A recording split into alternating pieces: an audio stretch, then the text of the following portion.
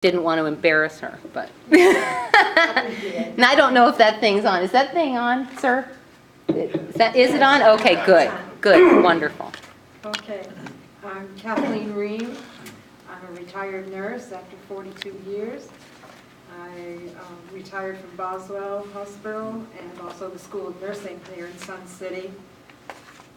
My first experience personally with marijuana was when my knee was hurting really bad. I had a torn meniscus and I couldn't sleep.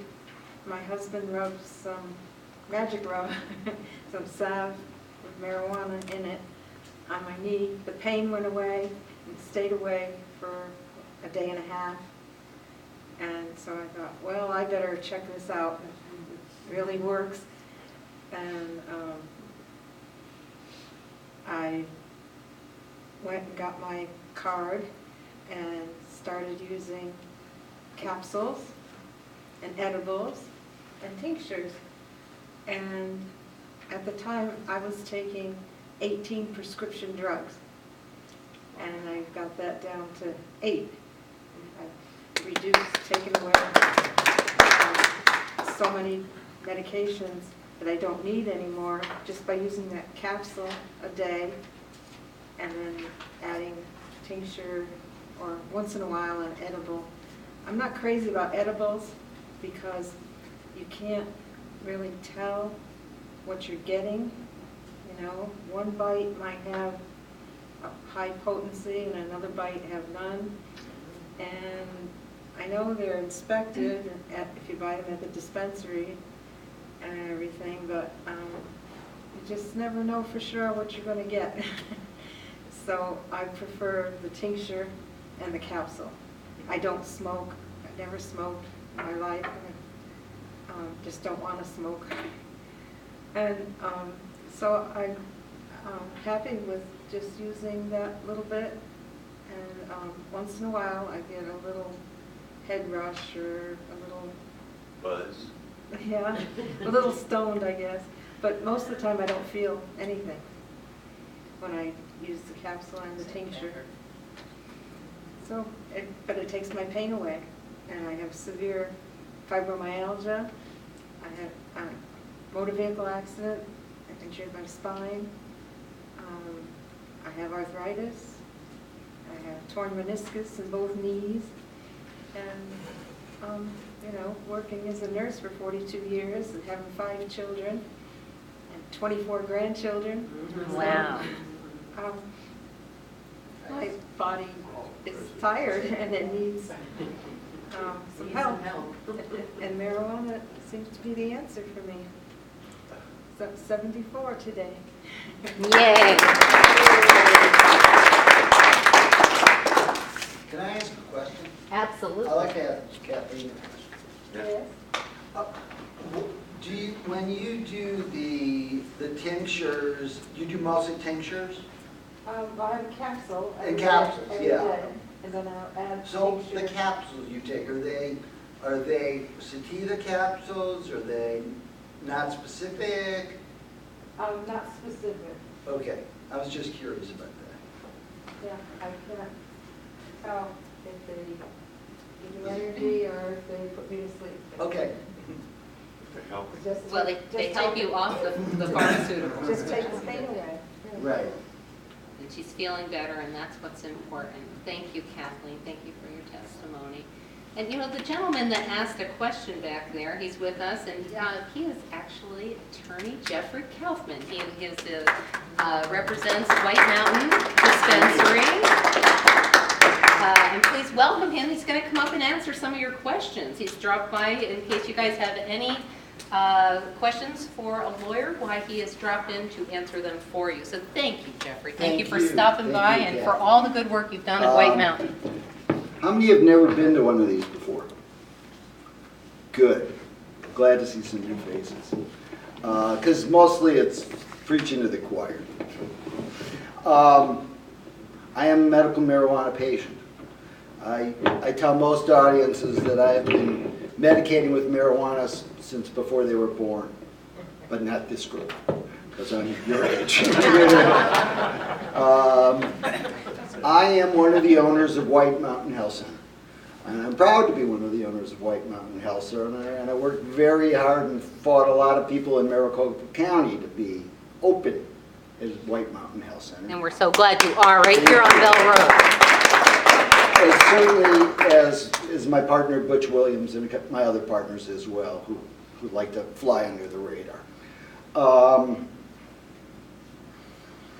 Normally well, let me just start. Does anyone have any specific questions? Because I'm going to let me just cover the highlights of what I think you might want to know. And what you might be afraid of if you're not a medical marijuana patient already, and how to stay out of trouble if you use marijuana. Okay, so the first thing I'm going to say is that nobody knows whether you have a medical marijuana card. That is really not true. DPS knows you have a medical marijuana card. No, DHS. Before this law was passed, I did a lot of stuff involving, the driver's license people and DPS. But it's DHS, Department of Health Services. They have the information, the people who issue the cards. If you're stopped by the police, or the only way they can and will find out if you have a card is, for example, if they would stop your car and they would say, geez, it smells like marijuana in this car. They might be concerned. They're finally getting smart enough to realize that there are people out there that do have medical marijuana cards, and that not every time they smell marijuana about a person, a crime has been committed, because no crime has been committed if you're a card holder. So let's say you get stopped by the police for a speeding ticket, and they say, I think I smell marijuana in this card. Certainly you can deal with them about the speeding ticket.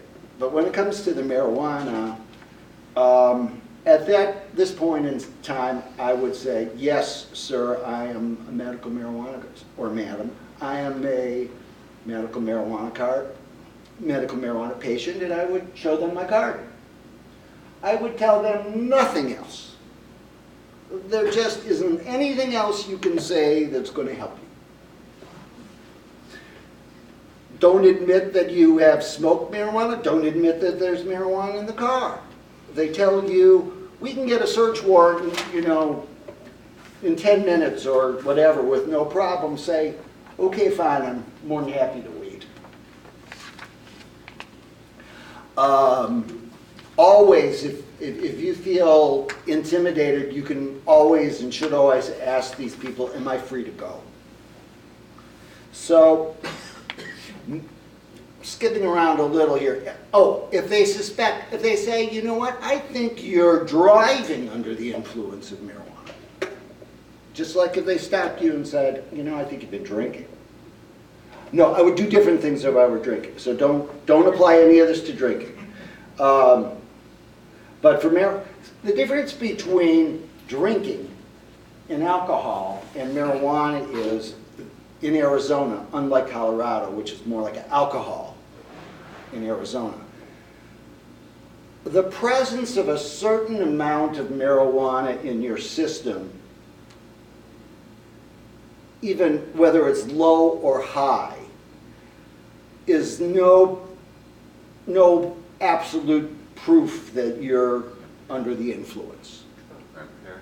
If you're driving and you're over 0.04, I think it is now, they keep lowering it every time, then even though they can't prove that your driving was affected by your alcohol,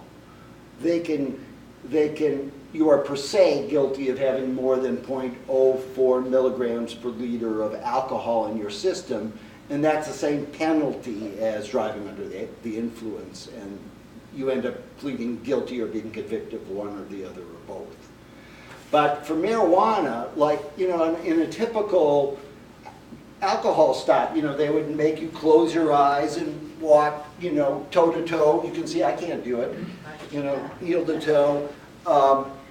I would refuse absolutely any test that anyone tries to give you or make you take or consent to, whatever you want to call it, when it comes to marijuana. I would consent to a blood test or a breath test, because if you don't, then you get what's called an admin per se suspension of your driver's license. So you don't want that to happen. So again, what I'm saying in a nutshell is, when it comes to driving and alcohol, all you have to, in marijuana, all you have to do is show them your card if you want. Don't take any tests, any field tests, don't even get out of your car if you can get out of your car if you want. But the more you move, the more you say, that's what they're going to use to prove that you were driving under the influence of marijuana, and you don't want that to happen. Sir? If you wanted to bring marijuana home, wouldn't it be better to borrow your neighbor's car? Nah. Not for your neighbor. No, you could get your neighbor into really deep trouble. So, walking around with marijuana, having it in your car, having your car smell like marijuana, having your wife smell like marijuana, your dog smell marijuana, your husband smell marijuana, that's all legal. Consuming marijuana on private property, any private property, with the consent of the property owner is legal. Nothing else is. There's basically no gray area, except maybe if you have a question about whether your condominium association owns the streets you're walking on and whether you own part of that street. Rentals. If any of you rent, it is illegal for a landlord to discriminate against you unless it is federally funded housing. Not they got it alone. Special Section 8 house or whatever they call it. I don't even know if there's any of that around here. But no landlord can legally tell you, make you, kick you out of your place or anything else because you are smoking marijuana in your house or on the patio of your house or your balcony. And if they try to, I want to know about it. I'm not going to promise you I'd represent you for free, but I want you to know about it. Same thing with employment. You can only be discriminated in employment for 2 reasons. 3. 1, if it's a federal job. 2, if you're working under the influence. Or 3, you work in a safety-sensitive position. Number 3 is the real rub. Every hospital thinks every job there is a safety-sensitive position, from being a doctor to washing out bedpans or working in the cafeteria. And that's BS in my opinion. Same thing with Home Depot. Every job there is a safety-sensitive position. Maybe it is, I'm not really quite sure about that. But in a nutshell, if you have a card, I wouldn't volunteer the information, but if you're caught, you have to take a drug test or whatever. Remember, if your company has any non-safety sensitive positions, you have the right to demand by law to be moved to a non-safety sensitive position. It may pay less, but you have that right. So questions now.